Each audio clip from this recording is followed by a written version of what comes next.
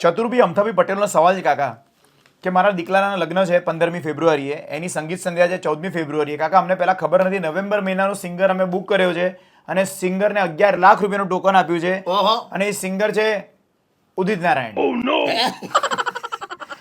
એટલે એ તો નથી મૂકતા હવે, પણ હવે એડવાન્સમાં બુક કરેલો છે નવેમ્બર મહિનામાં. આ વિડીયો તો પછી આવ્યો છે ઉદિતભાઈનો.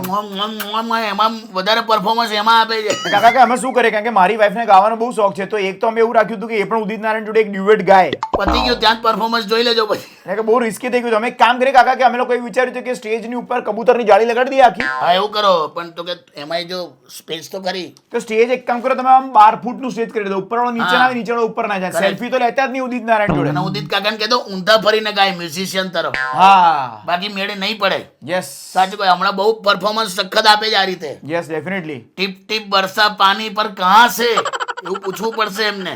યસ કાકા વિચાર કરો, તમે આવી કોઈ ઇવેન્ટમાં ગયા હો, જ્યાં ઉદિત નારાયણ ગાતા હોય, તમે એમ જોડે સેલ્ફી લેવા જાઓ અને આવું કરી દે તો તમારી જોડે કેવું લાગે તમને? છોડ્યા કરી નાખું, ચીતરી ચડાવી દઉં. પેલા બેનને કેવું કે ચિત્રી રીતે ચડાવ?